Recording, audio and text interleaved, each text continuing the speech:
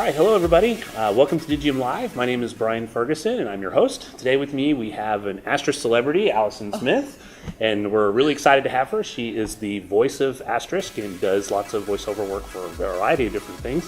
Welcome, Allison. Thank you. So can you give us a little bit of your background? Tell us what it is that you do and the extent of it. Okay. Well, celebrity is a very strong word, Brian. Oh, but it's true. I've seen you in the hall. So. Oh my gosh. My start, my background is actually in acting. And I started doing voiceover work as a way of kind of paying the bills in between acting jobs, and it just sort of took over. And TELUS, who's like the big telephony concern in Alberta where I live, they got me to do some IVR work, and that was my introduction to IVR. Yeah. And with Asterisk, literally one afternoon I was sent an email from some crazy guys from Huntsville, and I did a voiceover job for them, and it was fun. A lot of the prompts were kind of strange and unusual. Right, which is kind of a tag for the community. Kind of par for the course. And I didn't really think too much about it. I didn't think it was going to be this big recurring thing, but it just turned into be this amazing, lovely job that's gone on for 10 years, and I hope it continues. Because it's a lot of fun.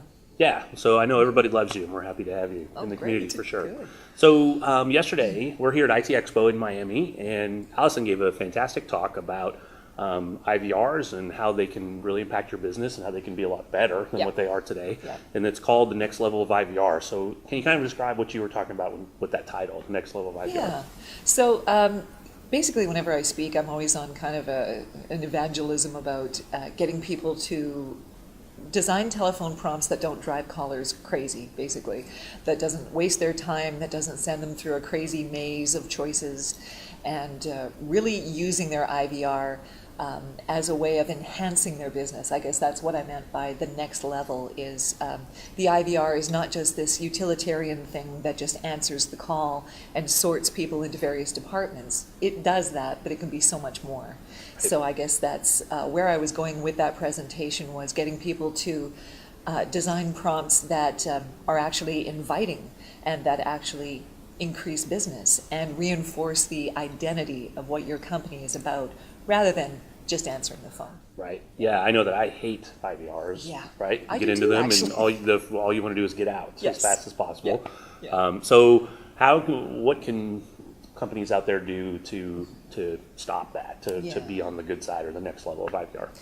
I think you just sort of hit on it. I think all of us are on the phone almost every day. We encounter these phone systems all the time. Just think about the things that drive you crazy and try not to replicate that in your phone system. A really clear thing you can do is just keep it simple. Narrow down the amount of choices for callers to 4 or 5 maximum.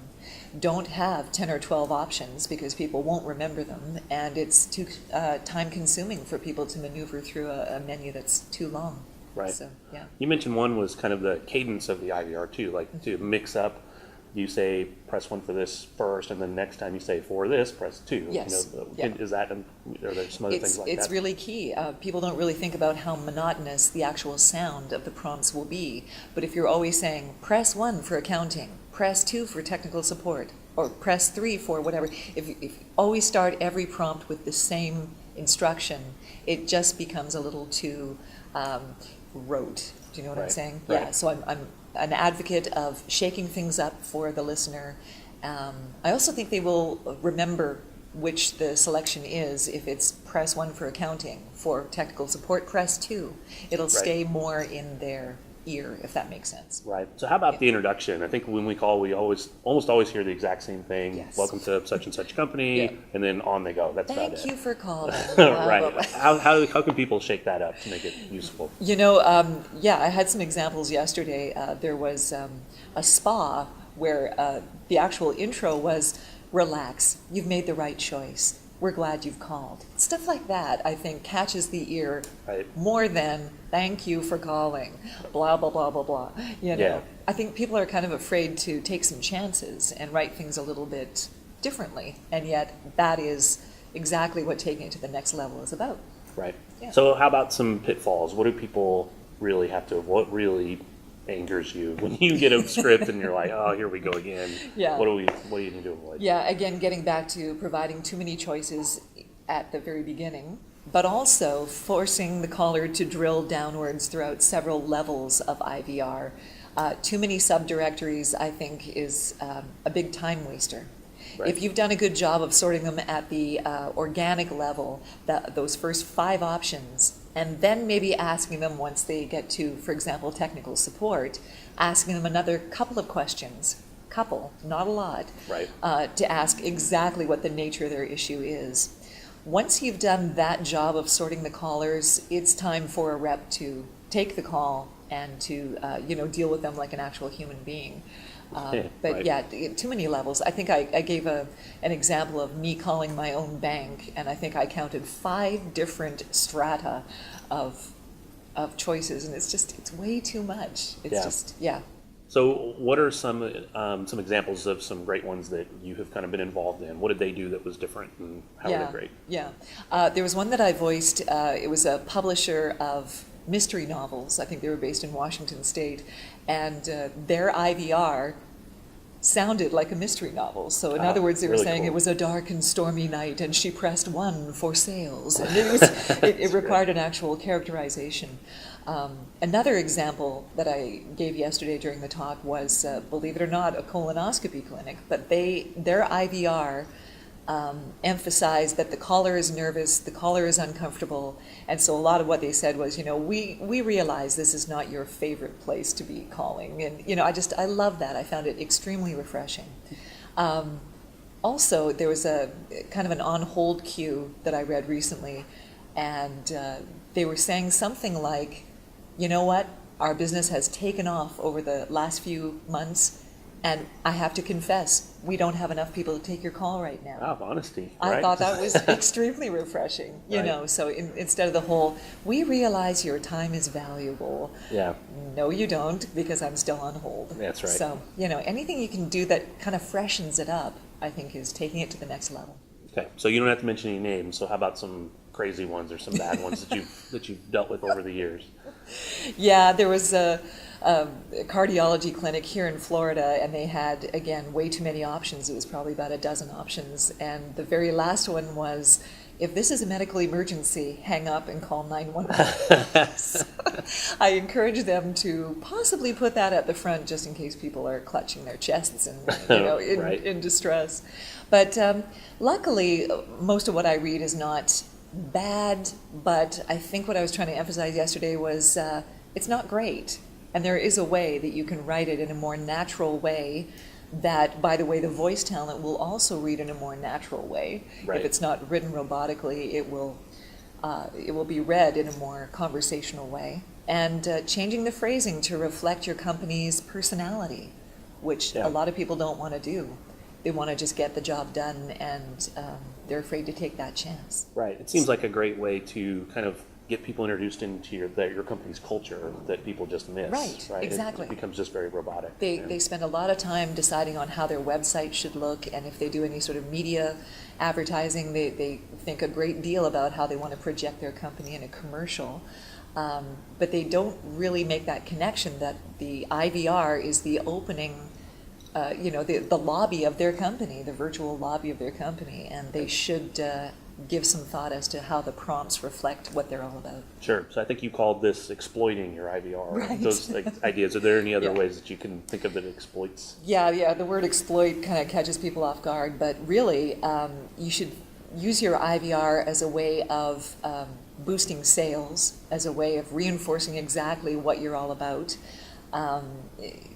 It sort of establishes the culture of what your company is about. So when I said exploit your IVR, use it to its full advantage, and don't just use it as just a way of greeting people but sending them through a crazy maze of things. Right. Yeah.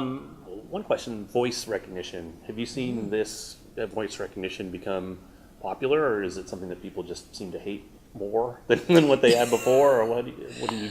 Yeah, I mean, we have lots of experts that are sort of in the whole speech and voice recognition area, and they will tell you that there is a certain amount of failure rate.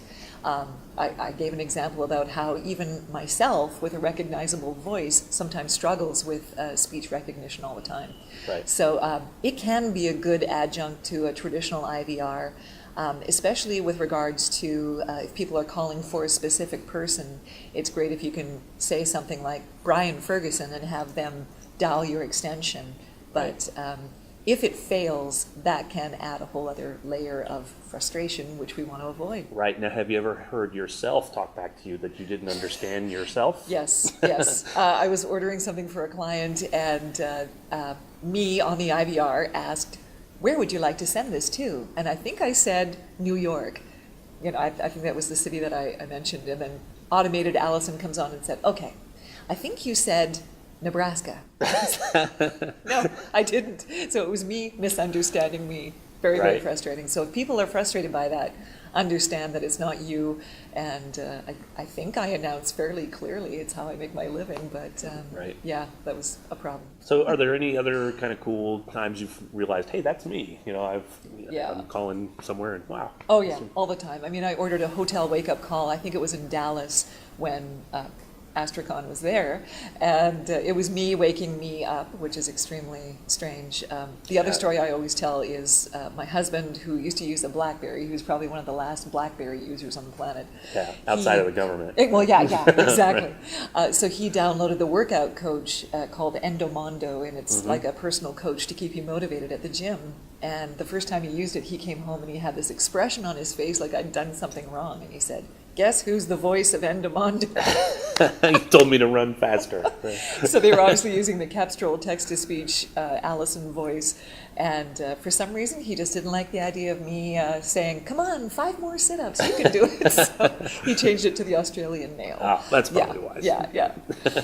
All right. So how about for companies that just not necessarily have the budget for professional voice talent? What are some tips that you can give them when they're recording their IVR? Absolutely. Well, obviously I'm going to encourage the use of a professional talent, which is actually not that expensive and, fast turnaround and all that.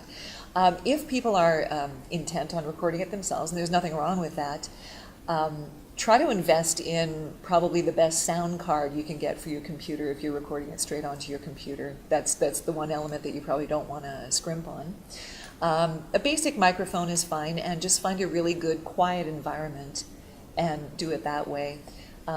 Usually the problem with having somebody within your company record it is that they're often not available to do it in short notice, or they've moved on to other departments. So, naturally I always tell people that they should look into having a pro do it, just for consistency as well.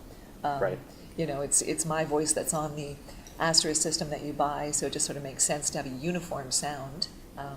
Sure. Now, if somebody wanted to use your voice talent, what are some ways they could do that? Well, they can access me straight through the Digium site and place an order there. It's super easy and it's very turnkey. You just enter the prompts that you want and it calculates exactly how much, and it's affordable. They can also approach me directly. My website is theivrvoice.com. And you can submit orders there as well. And the turnaround is usually pretty fast. Obviously here I'm in Miami traveling, and so I'm not recording this week, but generally speaking, next day delivery, or worst case, day after that. So great. So you told me you were in a couple of movies. You have to tell our audience where we can find you. Oh my gosh. Well, yes. So I still keep the acting going on the side. I just did a series in Canada called Young Drunk Punk. Bruce McCullough from Kids in the Hall, he wrote a whole series about growing up in Calgary where I live, so that's airing right now. But yes, I've done a few movies. I was in Cool Runnings, the Jamaican bobsled. Fantastic. I know, yes. It's crazy. It's a very brief shot. You have to really slow it down to catch me, but it's the opening ceremonies, and I'm an Italian athlete, so it's kind of fun. Yeah, I still keep that part kind of active somewhat, but voiceover is really my passion, and specifically IVR is my little niche that I have. Good. I love it. Yeah. Good. Well, Allison, I definitely appreciate your time today. Thanks so much. Enjoy the rest of the show. I will. And thank you very much for your time. Thank you. And thank you for everybody for joining us. Stay tuned for the next episode of Digium Live, and have a great day.